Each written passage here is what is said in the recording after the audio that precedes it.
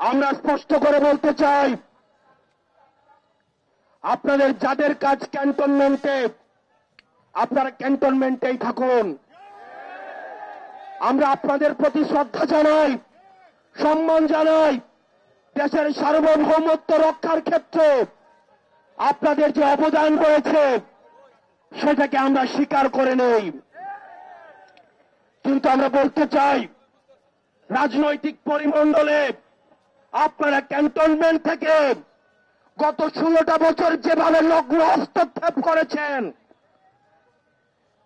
যেভাবে ক্যান্টনমেন্টের বিভিন্ন দপ্তর উপদপ্তরের মধ্য দিয়ে আপনারা রাজনীতিতে যেভাবে নোংরা হস্তক্ষেপ করেছেন, 24 পরবর্তী বাংলাদেশে রাজনীতি নিয়ন্ত্রণ করবে শুধুমাত্র রাজনীতিবিদরা।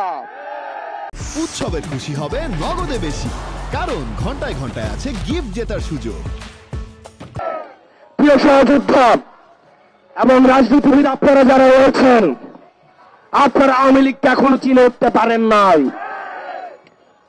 শহীদ জিয়াউর রহমান আওয়ামী লীগকে পুনর্বাসন করেছিলেন, উনাকে তার জীবন দিয়ে সেইটাই মেটাতে হয়েছে। জামাতে ইসলামী আওয়ামী লীগকে পুনর্বাসন করেছিলেন, তাদের নেতা কর্মীদের হত্যার মধ্য দিয়ে সেইটাই মেটাতে হয়েছে। বিভিন্ন ষড়যন্ত্রের মাধ্যমে 2009 সালে আওয়ামী লীগ আবার পুনর্বাসিত হয়েছে।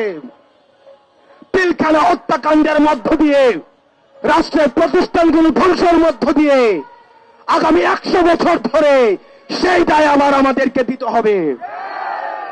আবার যদি কেউ আওয়ামী লীগকে আবার পুনর্বাসিত করতে চায়, তাহলে তার জীবন দিয়ে সেই দায় আবার পুনর্বাসিত করতে হবে। আপনারা কিছুদিন আগে দেখেছেন, 10টা ফেরাউন, 10টা নমরুদকে যদি একসাথে করা হয় তাহলে একটা হাসিনা হবে না। হাসিনা 10টা ফেরাউনের থেকে ভয়ঙ্কর, 10টা নমরুদের থেকে ভয়ঙ্কর। এই বাংলার মাটিতে হস্তক্ষেপগুলো যতদিন পর্যন্ত আছে, এনসিপির ব্যানার যতদিন পর্যন্ত আছে, কোন আওয়ামী লীগকে এই বাংলার জমিনে পুনর্বাসিত হইতে দেওয়া হবে না। আমরা অন্তর্বর্তীকালীন সরকারকে বলতে চাই, আপনারা দ্রুততম সময়ের মধ্যে আপনারা আওয়ামী লীগের নিবন্ধন বাতিল করতে হবে। আওয়ামী লীগকে বিচার প্রক্রিয়ার মধ্য দিয়ে আওয়ামী লীগ বিষয়ে আপনাদেরকে সিদ্ধান্ত নিতে হবে। আওয়ামী লীগের বিচার প্রক্রিয়ার মধ্য দিয়ে আওয়ামী লীগকে নিষিদ্ধ করতে হবে। আমরা আবারও বলতে চাই, আওয়ামী লীগ হচ্ছে একটা ট্রান্সপ্ল্যান্টেড, আওয়ামী লীগ হচ্ছে একটা ইমপ্ল্যান্টেড শক্তি, একটা ইম্পোর্টেড শক্তি। আওয়ামী লীগ কোন রাজনৈতিক দল নয়, এটা হচ্ছে ভারতীয় আধিপত্যবাদের এক্সটেনশন।